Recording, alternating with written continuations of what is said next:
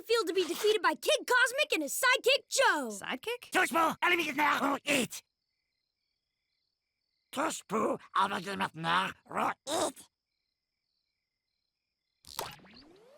Cállate, dame los anillos o muere. Tais-toi, donnez-moi les anneaux. Help me first, give me the ring or the staff. Domete, what does it ring? Yes, you. I'm Rick James, bitch.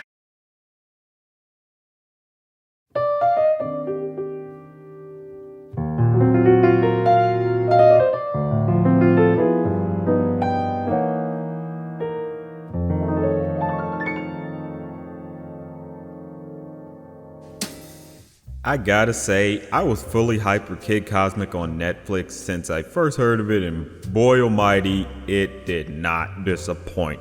It gave me what I was wanting, but actually played with my expectations a bit with its execution. It kinda invoked the feeling of reading a really good comic book when I was a kid and getting wrapped up into it. Haven't seen anything that made me feel like that in a long while. Kinda brings a bit of nostalgia to me, even though it's brand new. Cosmic. This series is created by Craig McCracken. You already know his fame. Powerpuff Girls, Foster's Home, Wander Over Yonder. The man don't really miss, and this show continues that streak. It has a lot of that homage humor that Craig McCracken is well known for and brings a nice charm to it. It also helps that it has a strong assortment of vets working on this, like with Alex Hirsch of Gravity Falls and Rob Renzetti of My Life as a Teenage Robot, and much more that brings a unique quirk and sense of personality to the table and just is plain awesome, I can't fake. The main premise is about this boy who finds these cosmic rocks and forms a superhero team with a few locals in town, including a cat, and saves the town from invading aliens seeking them. The good thing about this is that it has a continuing narrative, sort of like Wander did in its second season. It takes that edge of the golden age of comics and uses it as sort of a blueprint for the look and a bit of the feel while keeping things updated without actually dating it. It honestly feels like I'm reading a comic book, especially with how the episodes end and put me in anticipation for the next one. I could see this holding up sometime later down the line for future generations to see and enjoy. It's 10 episodes that flow well into each other and you catch yourself just getting plain hooked into it. I know I did, and now I need my fix. The characters definitely are the biggest draw to this show with how fun and energetic they are. Kid is this wild, rambunctious, adventure-seeking boy. He's got a big imagination with his want for being a superhero based around his love for comics. He does start to see that things are not like his comics when things diverge from those stories he grew up with. He's naive, but he grows to be the hero that he needs to be rather than what he wants to be. Jo is a teenager who dreams of getting out of her one-horse town and going somewhere eccentric. Kinda funny she's the one with teleportation, but that kinda speaks to her character since you know she could leave and go wherever she wants, but chooses to stay and fight the good fight. She ends up being dubbed the leader, and she fits that role perfectly with how rational she actually is. There's Rosa, who's just this plain adorable little girl who has the ability to grow big, so playtime is about to get real for some people, but anyway, she comes off as that ignorant child who's all about that playtime, but she can realize when things are serious and can have a moment of heroism because she wants to stick by her friends. Though she's a little girl, she can kick some ass, I can't fake.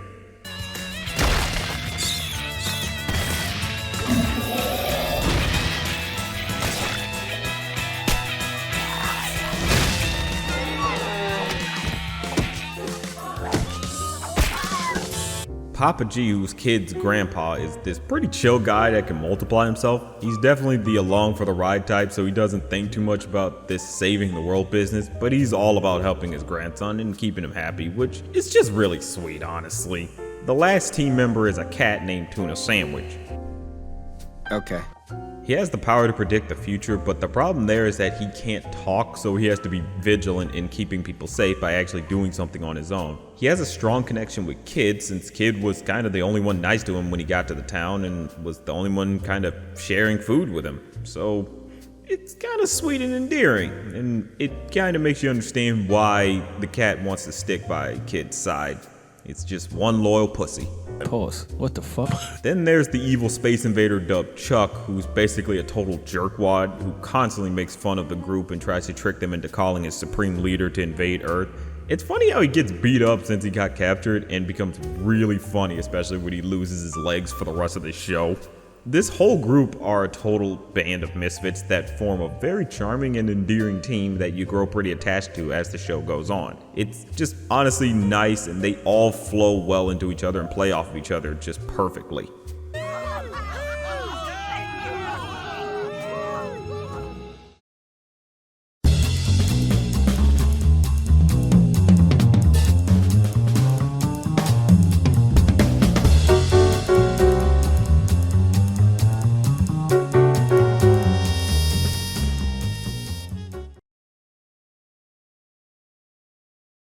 The humor of this series used that same humor we've seen from other McCracken shows, with that bit of darkness to it that makes it just plain hilarious. There'll be moments where a character very much dies and they don't shy away from it at all. I did it! Spaceman sleeping? Yeah. Sleeping. Like, there's just constant moments where you see someone get decapitated, horribly brutalized, murdered on screen. It's really hilarious, honestly, how much they get away with, but it's on Netflix, so I guess it's a matter of the FCC can, go blow them, so I can dig it. Right on. The humor can also play into the animation and design of the show overall. It's very reminiscent of those old-timey Golden Age comics. The movement has some choppiness where the characters have a few frames missing to really capture that style and solidify it. It's almost like those old Charlie Brown specials. It has a sketchiness to it that puts it in its own league, and I tell you now, I'm just a sucker for those type of designs. It can have shots that can look pretty cinematic. I can only imagine what this would look like on the big screen. The overall design philosophy makes it seem like it's right out of that era of the golden age of comics, while mixed with stuff like you'd see in the funny pages, especially with its own fun dynamic action sequences. They can get hectic, but they definitely get you pumped up.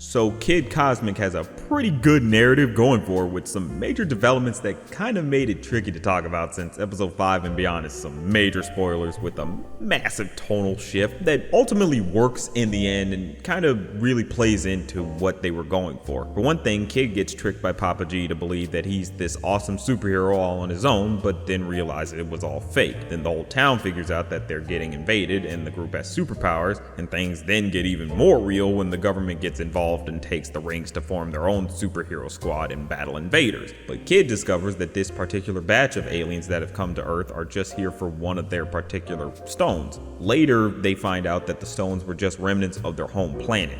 This season has a lot of twists and turns that keep you hooked in. Kid learns that being a hero isn't all about the flashiness or the glory, but about doing the right thing, even if it isn't as flashy. It's a season of subversion that plays heavily against your expectations and gives great character moments. Even Chuck redeems himself by the end when he gets betrayed by his dear leader and helps out Kid and the gang. You grow well attached to these great characters throughout the season, and it ends in a way that makes you crave way more, with it being revealed that there's a bigger threat on the way that the group needs to stop, with more cosmic stones to be found. This was such a great series and the crew absolutely killed it. So bravo to you guys, you did the damn thing. So round of applause, firm handshakes all around, you earned it.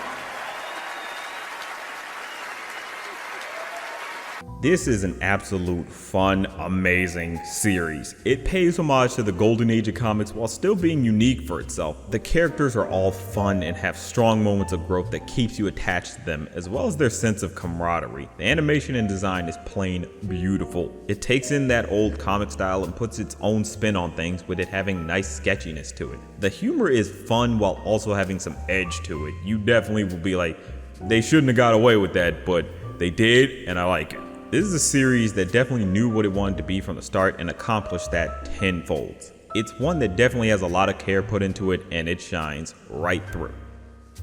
But that's just a thought.